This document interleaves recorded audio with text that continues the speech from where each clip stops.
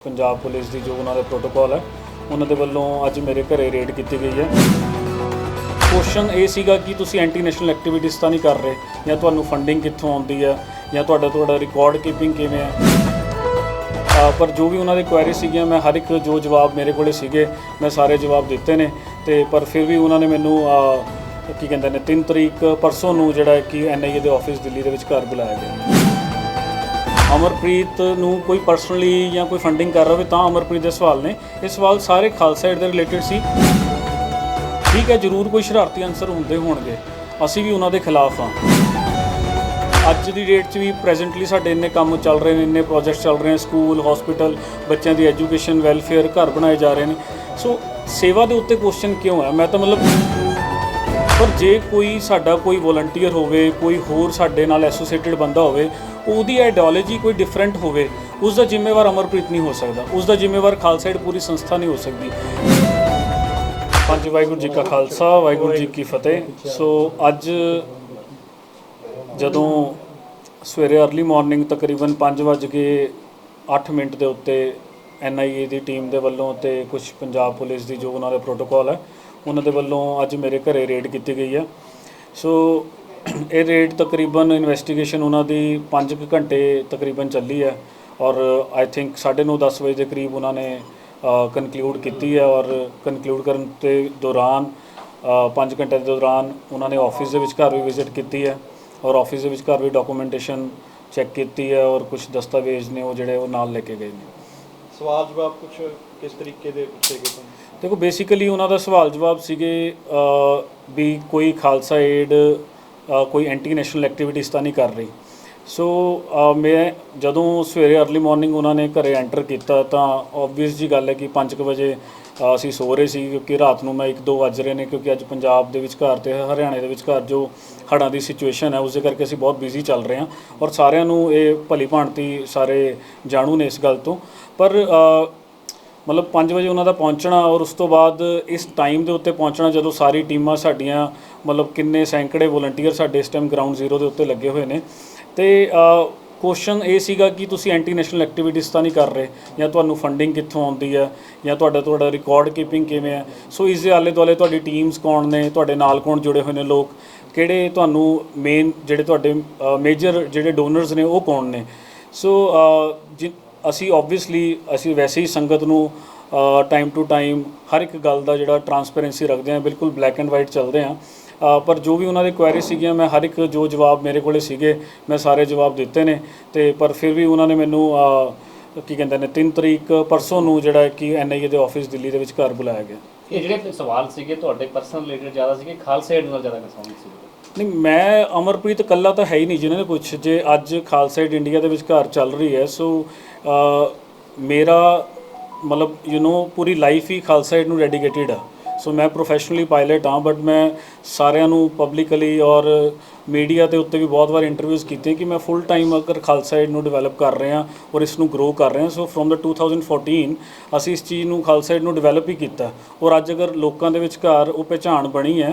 सो इस Amarpreet individual level तो कुछ नहीं है। जो फंडिंग नूं लैके सवाल है, अमरप्रीत नूं तो कोई नहीं फंडिंग कर रहा।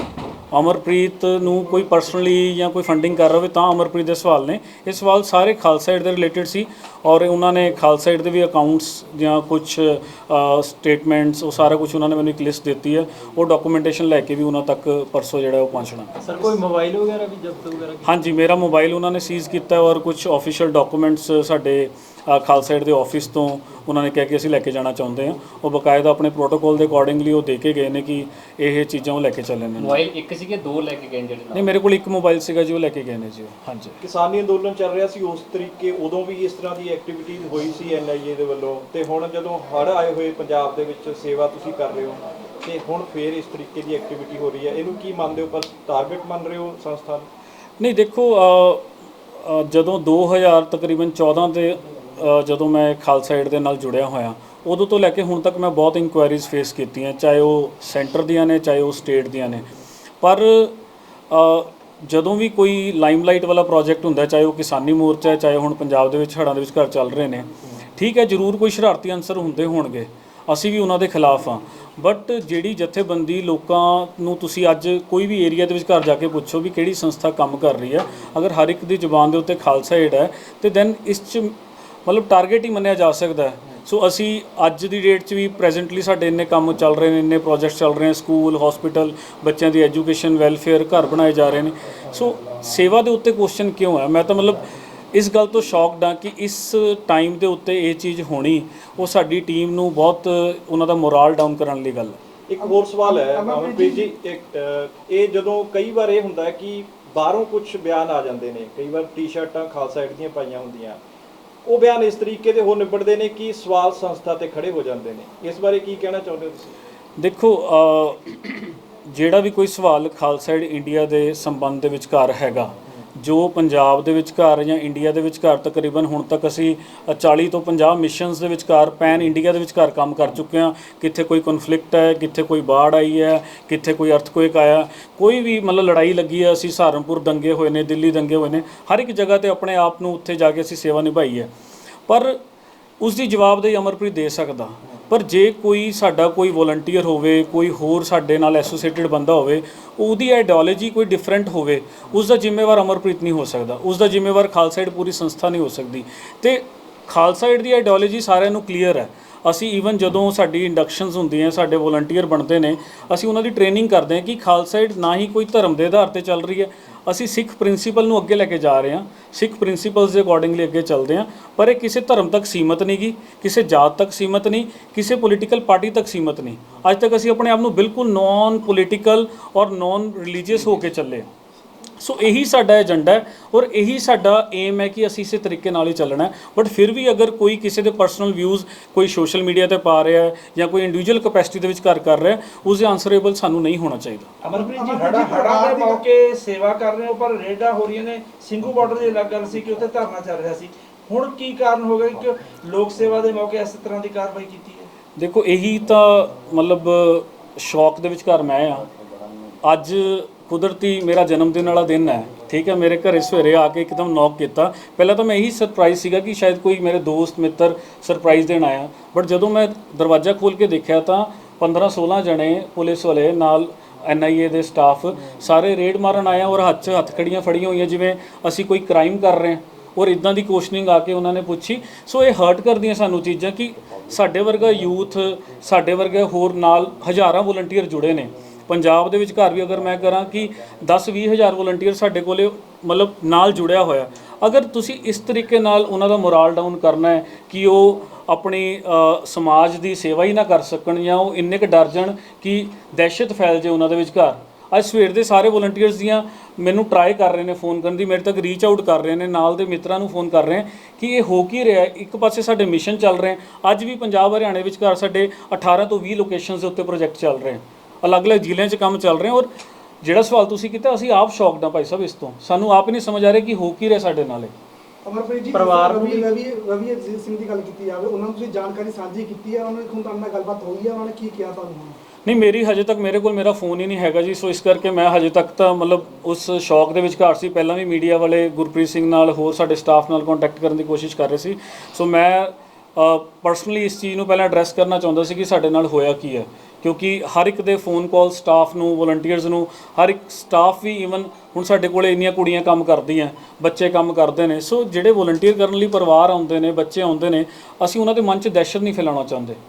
ਉਹਨਾਂ ਨੂੰ ਇਹ ਨਹੀਂ ਡਰ ਮਹਿਸੂਸ ਹੋਣਾ ਚਾਹੀਦਾ ਕਿ ਉਹ ਕਿਸੇ ਇਹੋ ਜਿਹੀ ਆਰਗੇਨਾਈਜੇਸ਼ਨ ਨਾਲ ਜੁੜੇ ਨੇ ਜਿੱਥੇ ਕਿ ਸਹੀ ਕੰਮ ਨਹੀਂ ਹੋ ਰਿਹਾ। ਸੋ ਇਸ ਕਰਕੇ ਸਭ ਤੋਂ ਪਹਿਲਾਂ ਪਹਿਲ ਦੇ ਆਧਾਰ ਤੇ ਅਸੀਂ ਇਹ ਸੋਚਿਆ ਕਿ ਪਹਿਲਾਂ ਪ੍ਰੈਸ ਕਾਨਫਰੰਸ ਕੀਤੀ ਜਾਵੇ। ਇਹ ਸਵਾਲ ਜਵਾਬ ਤੁਹਾਨੂੰ ਹੈ ਕਿ ਪਰਿਵਾਰਕ ਮੈਂਬਰਾਂ ਨੂੰ ਕੋਈ ਸਵਾਲ ਜਵਾਬ ਕੀਤਾ ਉਹਨਾਂ ਨੇ? ਨਹੀਂ, ਬਿਲਕੁਲ ਜੀ, ਉਹਨਾਂ ਦਾ ਜੋ ਉਹਨਾਂ ਦਾ ਪ੍ਰੋਟੋਕੋਲ ਸੀ ਜਾਂ ਜੋ ਉਹਨਾਂ ਦਾ ਪ੍ਰੋਸੀਜਰ ਹੁੰਦਾ, ਕਿਉਂਕਿ ਮੈਂ ਪਹਿਲਾਂ ਵੀ ਇਹ ਗੱਲ ਦੱਸੀ ਹੈ ਕਿ ਬਹੁਤ ਇਨਕੁਆਇਰੀਜ਼ ਹੋਈਆਂ। ਹਰ ਵਾਰ ਅਸੀਂ ਕੋਆਪਰੇਟ ਕੀਤਾ ਕਿ ਤੁਸੀਂ ਸਾਨੂੰ ਸੱਦੋ, ਅਸੀਂ ਤੁਹਾਡੇ ਕੋਲ ਆਵਾਂਗੇ। ਕਿਸਾਨੀ ਮੋਰਚੇ ਵੇਲੇ ਵੀ ਇਹ ਗੱਲ ਹੋਈ ਹੈ ਕਿ ਸਾਨੂੰ NIA ਦੇ ਨੋਟਿਸਿਸ ਦਿੱਤੇ ਗਏ, ਮੈਨੂੰ ਦਿੱਤਾ, ਗੁਰਪ੍ਰੀਤ ਨੂੰ ਆਇਆ, ਸਾਡੇ ਹੋਰ ਬੰਦਿਆਂ ਨੂੰ ਆਇਆ, ਔਰ ਸਾਡੇ ਬੰਦੇ ਉੱਥੇ ਗਏ ਵੀ। ਅਸੀਂ ਜੋ ਉਹਨਾਂ ਦੀ ਇਨਕੁਆਇਰੀ ਸੀਗੀਆਂ ਅਸੀਂ ਪੂਰੀਆਂ ਕੀਤੀਆਂ। ਪਰ ਇਸ ਤਰੀਕੇ ਦੇ ਨਾਲ ਆ ਕੇ ਘਰਾਂ ਦੀ ਫਰੋਲਾ ਫਰਾਲੀ ਕਰਨੀ, ਸਾਰਾ ਸਮਾਨ ਉਥਲ ਪੁਥਲ ਕਰਨਾ, ਚਾਹੇ ਉਹਨਾਂ ਨੇ ਸਾਰਾ ਕੁਝ ਡਾਕੂਮੈਂਟਡ ਕੀਤਾ ਕਿ ਅਸੀਂ ਆਹ ਚੈੱਕ ਕਰਨਾ ਚਾਹੁੰਦੇ ਹਾਂ, ਬਟ ਫੈਮਿਲੀ ਹੈ, ਮੇਰਾ ਛੋਟਾ ਬੱਚਾ ਹੈ, ਉਹ ਸੁੱਤਾ ਹੋਇਆ ਸੀ ਬੈੱਡ ਦੇ ਉੱਤੇ, ਸਵੇਰੇ 5:30-6 ਵਜੇ ਦੀ ਗੱਲ ਹੈ। ਔਰ ਇਨਵੈਸਟੀਗੇਸ਼ਨ ਦੌਰਾਨ ਕਹਿੰਦੇ ਇਹਨੂੰ ਉੱਠ ਕੇ ਬਾਹਰਲੇ ਬੈੱਡ ਤੇ ਪਾਓ, ਅਸੀਂ ਬੈੱਡ ਦੇ ਬਾਕਸ ਖੋਲ੍ਹ ਕੇ ਚੈੱਕ ਕਰਨਾ ਹੈ। ਠੀਕ ਹੈ, ਉਹਨਾਂ ਦਾ ਪ੍ਰੋਸੈਸ ਹੋਏਗਾ, ਉਹਨਾਂ ਦਾ ਪ੍ਰੋਸੀਜਰ ਹੋਏਗਾ, ਬਟ ਇਨਸਾਨੀਅਤ ਦੇ ਤੌਰ ਤੇ ਸਾਨੂੰ ਇਹ ਚੀਜ਼ਾਂ ਹਰਟ ਹੁੰਦੀਆਂ ਨੇ ਕਿ ਅਸੀਂ ਇਨਸਾਨੀਅਤ ਦੀ ਸੇਵਾ ਕਰ ਰਹੇ ਹਾਂ, ਅਸੀਂ ਹਰ ਇੱਕ ਦਾ ਦੁੱਖ ਦਰਦ ਸਮਝਦੇ ਹਾਂ, ਤੇ ਜਦੋਂ ਸਾਡੇ ਨਾਲ ਇਦਾਂ ਹੋ ਰਿਹਾ ਤਾਂ ਉਹ ਕਿਤੇ ਨਾ ਕਿਤੇ ਬਹੁਤ ਦੁਖਦਾਇਕ ਹੈ। ਦਸਤਾਵੇਜ਼ ਤੁਹਾਡੇ ਘਰ ਚੋਂ ਲੈ ਕੇ ਗਏ ਨੇ, ਆਫਿਸ ਚੋਂ ਜਾਂ ਗੋਡਾਊਨ ਚੋਂ ਲੈ ਕੇ ਨਹੀਂ, ਦਸਤਾਵੇਜ਼ ਜਿਹੜੇ ਲੈ ਕੇ ਗਏ ਨੇ ਆਫਿਸ ਤੋਂ ਲੈ ਕੇ ਗਏ ਨੇ, ਮੋਬਾਈਲ ਮੇਰਾ ਆਪਣਾ ਪਰਸਨਲ ਸੀਗਾ ਜਿਹੜਾ ਉਹ ਲੈ ਕੇ ਗਏ ਨੇ। ਸਰ ਕਿਸੇ ਹਿੰਦੀ ਅਖਬਾਰ ਨੂੰ 1.5-2 ਮਹੀਨੇ ਪਹਿਲਾਂ ਨਿਊਜ਼ ਲੱਗੀ ਸੀ, ਹਾਂਜੀ। ਬਾਹਰੋਂ ਜਿਹੜੇ ਵਿਰੋਧੀ ਗਤੀਵਿਧੀਆਂ ਚਲਾਉਂਦੇ ਆ ਲੋਕ ਜਾਂ ਖਾਲਿਸਤਾਨੀ, ਉਹਨਾਂ ਵੱਲੋਂ ਫੰਡਿੰਗ ਕੀਤੀ ਜਾਂਦੀ ਹੈ ਖਾਲਸਾ ਦੀ, ਐਦਾਂ ਦੀ ਖਬਰ ਮੈਂ ਪੜ੍ਹੀ। ਨਹੀਂ ਦੇਖੋ, ਮੈਂ ਤਾਂ ਉਹ ਚੀਜ਼ ਕਹਿਣਾ ਜੀ ਕਿ ਸਾਡੇ ਕੋਲੇ ਪ੍ਰੋਪਰਲੀ ਅਸੀਂ ਗਵਰਨਮੈਂਟ ਦੇ ਨਾਲ ਰਜਿਸਟਰਡ ਹਾਂ ਫਰੋਮ ਦਾ 2014 2014 ਤੋਂ ਲੈ ਕੇ ਹੁਣ ਤੱਕ ਸਾਨੂੰ ਕੋਈ ਇਹੋ ਜੀ ਐਂਟੀ ਨੈਸ਼ਨਲ ਕੋਈ ਫੰਡਿੰਗ ਆਈ ਹੋਵੇ ਜਾਂ ਕੋਈ ਇਹੋ ਜੀ ਸਾਡੀ ਐਕਟੀਵਿਟੀ ਵੀ ਤੁਹਾਨੂੰ ਲੱਗੀ ਹੋਵੇ ਕਿ ਅਸੀਂ ਕੋਈ ਐਂਟੀ ਨੈਸ਼ਨਲ ਕੰਮ ਕਰ ਰਹੇ ਹਾਂ ਜਾਂ ਐਂਟੀ ਰਿਲੀਜਨ ਕੋਈ ਕੰਮ ਕਰ ਰਹੇ ਹਾਂ, ਤੇ ਅਸੀਂ ਜਵਾਬਦੇਹੀ ਹਾਂ ਉਸ ਚੀਜ਼ ਦੇ। ਬਟ ਹਰ ਇੱਕ ਚੀਜ਼ ਦਾ ਇੱਕ ਪ੍ਰੋਸੀਜਰ ਹੁੰਦਾ, ਇੱਕ ਪ੍ਰੋਸੈਸ ਹੁੰਦਾ। ਇਸ ਤਰ੍ਹਾਂ ਦਹਿਸ਼ਤ ਫੈਲਾ ਕੇ ਇਹ ਚੀਜ਼ ਕਿਤੇ ਨਾ ਕਿਤੇ ਸਾਨੂੰ ਦੁੱਖ ਦਿੰਦੀ ਹੈ। ਤੇ 19 ਤਰੀਕ ਨੂੰ ਭਾਰਤੀ ਝੰਡੇ ਦਾ ਤੁਹਾਨੂੰ ਵੀਡੀਓ ਦਾ ਵੀ ਅਪਮਾਨ ਹੋਇਆ ਸੀ ਇੰਗਲੈਂਡ ਵਿੱਚ, ਹਾਂਜੀ, ਉਸ ਸੰਬੰਧ 'ਚ ਵੀ ਕਾਫੀ ਲੋਕਾਂ ਨੂੰ ਛਾਣਬੀਨ ਕੀਤੀ ਜਾ ਰਹੀ ਹੈ ਕਿ ਉਸ ਨਾਲ ਵੀ ਤੁਹਾਡਾ ਕੋਈ ਬੰਦਾ ਕੋਈ ਸੰਬੰਧਿਤ ਹੋਣਾ? ਨਹੀਂ, ਬੰਦਾ ਹੋਏਗਾ ਜੀ, ਖਾਲਸਾ ਏਡ ਸੰਬੰਧਿਤ ਕਿੱਥੇ ਹੋ ਸਕਦੀ ਹੈ? ਅਗਰ ਕੋਈ ਬੰਦਾ ਹੈਗਾ ਵੀ ਹੈ ਤੇ ਕਾਨੂੰਨ ਦੇ ਅਕੋਰਡਿੰਗਲੀ ਉਸ ਤੇ ਪ੍ਰੋਪਰਲੀ ਕਾਰਵਾਈ ਹੋਣੀ ਚਾਹੀਦੀ ਹੈ। ਅਸੀਂ ਇਸ ਚੀਜ਼ ਦੇ ਬਿਲਕੁਲ ਖਿਲਾਫ ਹਾਂ। ਜੇ ਕੋਈ ਵੀ ਕਿਸੇ ਦੇਸ਼ ਦਾ ਕਿਸੇ ਝੰਡੇ ਦਾ ਕੋਈ ਅਪਮਾਨ ਕਰ ਰਿਹਾ, ਉਹ ਚੰਗੀ ਗੱਲ ਨਹੀਂ ਹੈ। ਅਸੀਂ ਖਾਲਸਾ ਏਡ ਨੂੰ ਇੱਕ ਲੀਗਲ ਸਟਰਕਚਰ ਦੇ ਵਿਚਕਾਰ, ਲੀਗਲ ਬਾਉਂਡਰੀ ਦੇ ਵਿਚਕਾਰ ਰਹਿ ਕੇ ਅਸੀਂ ਕੰਮ ਕਰਦੇ ਹਾਂ ਤੇ ਅਸੀਂ ਇਦਾਂ ਹੀ ਕਰਾਂਗੇ। ਅਮਰਪ੍ਰੀਤ ਜੀ, ਇੱਕ ਸਵਾਲ ਹੈ ਮੇਰਾ, ਤੁਹਾਨੂੰ ਵੱਖ-ਵੱਖ ਥਾਵਾਂ ਤੋਂ ਐਂਡੋਰਸਮੈਂਟ ਮਿਲਦੀ ਹੈ ਔਰ ਰਣਦੀਪ ਹੁੱਡਾ ਵੀ ਤੁਹਾਡੇ ਨਾਲ ਮੋਢਾ ਜੋੜ ਕੇ ਇੱਥੇ ਹੜ੍ਹ ਪੀੜਤਾਂ ਦੀ ਮਦਦ ਕੀਤੀ ਗਈ ਉਹਨਾਂ ਵੱਲੋਂ। ਕੀ ਤੁਹਾਨੂੰ ਲੱਗਦਾ ਹੈ ਕਿ ਕੋਈ ਫਿਲਮ ਸਟਾਰ ਦੀ ਕੋਈ ਖੁੰਦਕ ਹੋ ਸਕਦੀ ਹੈ? ਕਿਸੇ ਫਿਲਮ ਸਟਾਰ ਦੀ ਜੀ? ਖੁੰਦਕ ਹੋ ਸਕਦੀ ਹੈ, ਪਰਸਨਲ ਰੰਜਿਸ਼ ਹੋ ਸਕਦੀ ਹੈ? ਨਹੀਂ, ਪਰਸਨਲ ਰੰਜਿਸ਼ 'ਚ ਉਹ ਅਗਰ ਤਾਂ ਉਹ ਇੰਨੀ ਸੇ ਰੱਖਦਾ ਹੋਵੇ ਕਿ ਉਹ ਗਵਰਨਮੈਂਟ ਨੂੰ ਚਲਾ ਸਕਦਾ ਹੋਏਗਾ, ਫਿਰ ਤਾਂ ਅਸੀਂ ਮੰਨ ਸਕਦੇ ਹਾਂ। ਬਟ ਮੈਨੂੰ ਲੱਗਦਾ ਨਹੀਂ ਜੀ ਕਿ ਕੋਈ ਇੱਕ ਸਟਾਰ ਇਸ ਤਰੀਕੇ ਦੇ ਨਾਲ ਗਵਰਨਮੈਂਟ ਨੂੰ ਔਰ NIA ਨੂੰ ਚੈਲੰਜ ਕਰਕੇ ਕਵੇ ਕਿ ਇਹਨਾਂ ਦੇ ਘਰੇ ਰੇਡ ਕਰੋ, ਉਹ ਵੀ ਸਿਰਫ ਖੁੰਦਕ ਕਰਕੇ। ਸੋ ਮੈਂ ਨਹੀਂ ਸੋਚਦਾ ਜੀ ਇੱਦਾਂ ਭਾਈ ਸਾਹਿਬ। ਅਮਰਪ੍ਰੀਤ ਜੀ, ਇੰਟਰਨੈਸ਼ਨਲ ਲੈਵਲ ਤੇ ਲੈ ਕੇ ਜਾਓਗੇ ਕੱਲ੍ਹ ਜਿਵੇਂ ਸੈਂਟਰਲ ਏਜੰਸੀ ਵੱਲੋਂ ਇੱਦਾਂ ਦੀ ਖੇਡ ਕੀਤੀ ਜਾ ਰਹੀ ਹੈ ਜਾਂ ਇਸ ਤਰ੍ਹਾਂ ਦੇ ਕੰਮ ਨੂੰ ਰੋਕਿਆ ਜਾ ਰਿਹਾ ਹੈ, ਇਸ ਤਰ੍ਹਾਂ ਦੀ ਵਾਅਦਾ ਪਾਈ ਜਾ ਰਹੀ ਹੈ? ਨਹੀਂ ਦੇਖੋ, ਹਜੇ ਤਾਂ ਇਹਨਾਂ ਨੇ ਪ੍ਰੋਸੈਸ ਸਟਾਰਟ ਕੀਤਾ, ਸੋ ਮੈਨੂੰ ਪਰਸੋਂ ਨੂੰ ਬੁਲਾਇਆ ਗਿਆ। ਸੋ ਉਸ ਤੋਂ ਬਾਅਦ ਕਲੈਰਿਟੀ ਥੋੜੀ ਹੋਏਗੀ ਕਿ ਉਹ ਚਾਹੁੰਦੇ ਕੀ ਨੇ ਜਾਂ ਉਹਨਾਂ ਦੀ ਪ੍ਰੋਪਰਲੀ ਅਗਲਾ ਪ੍ਰੋਸੈਸ ਜਾਂ ਪ੍ਰੋਸੀਜਰ ਕੀ ਹੈ। ਉਸ ਤੋਂ ਬਾਅਦ ਫਿਊਚਰ ਇਨਵੈਸਟੀਗੇਸ਼ਨ ਦੇ ਉੱਤੇ ਡਿਸੀਜਨ ਹੋਊਗਾ ਕਿ ਸਾਡਾ ਸਟੈਪ ਕੀ ਹੁੰਦਾ। ਇਹ ਡਾਕੂਮੈਂਟ ਮੰਗਾਏ ਆ ਤੁਹਾਡੇ ਕੋਲੋਂ, ਉਹ ਖਾਲਸਾ ਏਡ ਨਾਲ ਹੀ ਰਿਲੇਟਡ ਹੈਗੇ ਨੇ ਜਾਂ ਤੁਹਾਡੇ ਕੋਲ ਪਰਸਨਲ ਡਾਕੂਮੈਂਟ ਮੰਗਾਏ ਉਹਨਾਂ ਨੇ ਨਾਲ? ਨਹੀਂ, ਦੋਨੇ ਹੀ ਮੰਗਾਏ ਨੇ ਜੀ ਉਹਨਾਂ ਨੇ। ਬੈਂਕਾਂ ਦੇ ਕੁਝ ਕਾਗਜ਼ ਮੰਗਾਏ ਨੇ, ਖਾਲਸਾ ਏਡ ਦੇ ਵੀ ਤੇ ਮੇਰੇ ਵੀ। ਹਾਂਜੀ, ਜੇ ਕਲੀਨ ਚਿੱਟ ਮਿਲਦੀ ਹੈ ਜਾਂ ਕੁਝ ਹੋਰ ਕਾਰਵਾਈ ਵੀ ਕਿਸ ਤਰ੍ਹਾਂ ਹੁੰਦੀ ਹੈ ਤਾਂ ਉਹਦੇ ਬਾਰੇ ਵਿਰੋਧ ਕੋਈ ਤੁਹਾਡੀ ਪਾਰਟੀ ਗਰੁੱਪ ਵੱਲੋਂ ਖਾਲਸਾ ਏਡ ਵੱਲੋਂ ਅੱਗੇ ਕੀਤਾ ਜਾ ਰਿਹਾ, ਕੋਈ ਵਿਰੋਧ ਕੀਤਾ ਜਾਵੇ? ਨਹੀਂ, ਵਿਰੋਧ ਤਾਂ ਅਸੀਂ ਅੱਜ ਵੀ ਜਿਹੜਾ ਪ੍ਰੈਸ ਕਾਨਫਰੰਸ ਕਰ ਰਹੇ ਹਾਂ ਜਾਂ ਇਹ ਗੱਲਬਾਤ ਕਰ ਰਹੇ ਹਾਂ ਤੁਹਾਡੇ ਨਾਲ ਸਾਂਝੀ, ਇਹ ਕੋਈ ਵਿਰੋਧ ਦੇ ਸੰਬੰਧ ਦੇ ਵਿਚਕਾਰ ਨਹੀਂ ਕਰ ਰਹੇ। ਅਸੀਂ ਜਸਟ ਇੱਕ ਅਪਡੇਟ ਦੇਣ ਲਈ, ਕਿਉਂਕਿ ਸਵੇਰ ਦੀਆਂ 100 ਮਿਸ ਕਾਲਾਂ ਹਰ ਇੱਕ ਸਾਡੇ ਸਟਾਫ ਮੈਂਬਰਸ ਨੂੰ, ਸਾਡੇ ਕਰੀਬੀ ਦੋਸਤਾਂ ਮਿੱਤਰਾਂ ਨੂੰ ਪਹੁੰਚ ਚੁੱਕੀਆਂ। ਸੋ ਇਹ ਜਸਟ ਇੱਕ ਅਪਡੇਟ ਸੀਗਾ, ਕਿਉਂਕਿ ਇਕੱਲੇ ਨਾਲ ਗੱਲ ਕਰਨੀ ਬਹੁਤ ਮੁਸ਼ਕਿਲ ਹੈ। ਅਸੀਂ ਸੋਚਿਆ ਕਿ ਹਰ ਇੱਕ ਨੂੰ ਸਾਂਝੇ ਤੌਰ ਤੇ, ਸਾਂਝੇ ਪਲੇਟਫਾਰਮ ਦੇ ਉੱਤੇ ਅਸੀਂ ਖਾਲਸਾ ਏਡ ਦਫ਼ਤਰ ਬੁਲਾ ਕੇ ਤੁਹਾਨੂੰ ਦੱਸ ਸਕੀਏ। ਸੋ ਇੱਕ ਇਹ ਸਾਂਝ ਕਰਨ ਦਾ ਸਾਡਾ ਅੱਜ ਦਾ ਜਿਹੜਾ ਇਹ ਪ੍ਰੋਗਰਾਮ ਸੀਗਾ, PC ਸੀਗੀ, ਉਸ ਸੰਬੰਧ ਦੇ ਵਿੱਚ। ਜਿਹੜਾ ਉਹਨਾਂ ਦਾ 3 ਤਰੀਕ ਨੂੰ ਤੁਸੀਂ ਪੇਸ਼ ਹੋਣਾ ਦਿੱਲੀ, ਹਾਂਜੀ। ਉਹ ਇਕੱਲੇ ਜਾ ਰਹੇ ਹੋ ਜਾਂ ਤੁਸੀਂ ਕੋਈ ਆਪਣੇ ਨਾਲ ਕਰੀਬੀਆਂ ਨੂੰ ਹੋਰ ਬੁਲਾਇਆ, ਉੱਥੇ ਕੋਈ ਸੱਦਾ? ਨਹੀਂ ਜੀ, ਜੇ ਬੁਲਾਣਗੇ ਵੀ ਤਾਂ ਵੀ ਉਹ ਅੰਦਰ ਐਂਟਰ ਨਹੀਂ ਹੋਣ ਦੇਣਗੇ, ਕਿਉਂਕਿ ਪਹਿਲਾਂ ਵੀ ਇਨਕੁਆਇਰੀਜ਼ ਹੁੰਦੀਆਂ। ਜੇ ਤੁਹਾਡੇ ਖਿਲਾਫ ਨੋਟਿਸ ਹੈ ਜਾਂ ਤੁਹਾਨੂੰ ਬੁਲਾਇਆ ਗਿਆ ਤਾਂ ਤੁਸੀਂ ਇਕੱਲੇ ਹੀ ਐਂਟਰ ਹੋ ਸਕਦੇ। ਅਮਰਪ੍ਰੀਤ ਜੀ, ਤੁਹਾਨੂੰ ਪਹਿਲਾਂ ਬੁਲਾਇਆ ਕਦੇ? ਮੈਨੂੰ NIA ਨੇ ਫਾਰਮਰ ਪ੍ਰੋਟੈਸਟ ਵੇਲੇ ਬੁਲਾਇਆ ਸੀ ਜੀ, ਨੋਟਿਸ ਆਇਆ ਸੀਗਾ। ਬਟ ਸਾਡੇ 3 ਬੰਦਿਆਂ ਨੂੰ ਖਾਲਸਾ ਏਡ 'ਚੋਂ ਨੋਟਿਸ ਆਇਆ ਸੀ। ਉਹਨਾਂ 'ਚੋਂ ਇੱਕ ਬੰਦੇ ਦੀ ਇਨਵੈਸਟੀਗੇਸ਼ਨ ਕਰਨ ਤੋਂ ਬਾਅਦ ਉਹਨਾਂ ਨੇ ਦੋਨਾਂ ਦਾ ਕੈਂਸਲ ਕਰਤਾ ਸੀ ਕਿ ਤੁਸੀਂ ਨਾ ਆਓ। ਤੁਹਾਨੂੰ ਬੁਲਾਇਆ? ਮੈਂ ਨਹੀਂ ਗਿਆ ਸੀ ਜੀ NIA ਵੱਲੋਂ, ਸਾਡੇ ਟਰਸਟੀ ਕੇਸ। ਉਹਨਾਂ ਨੂੰ ਕਲੀਨ ਚਿੱਟ ਮਿਲ ਗਈ ਸੀ ਉਹਦਾ ਜਿਹੜੇ ਮਾਮਲੇ 'ਚ ਬੁਲਾਇਆ? ਕਲੀਨ ਚਿੱਟ ਇਨਵੈਸਟੀਗੇਸ਼ਨ ਕਰਕੇ ਉਹਨਾਂ ਨੂੰ ਵਾਪਸ ਭੇਜ ਦਿੱਤਾ ਗਿਆ ਸੀ। ਉਸ ਤੋਂ ਬਾਅਦ ਹੁਣ ਤੱਕ ਕੋਈ ਕੁਆਇਰੀ ਨਹੀਂ ਹੈ। ਯੂ ਕੈਨ ਸੇ ਦੈਟ ਕਿ ਕਲੀਨ ਚਿੱਟ ਸੀ। ਓਕੇ ਜੀ।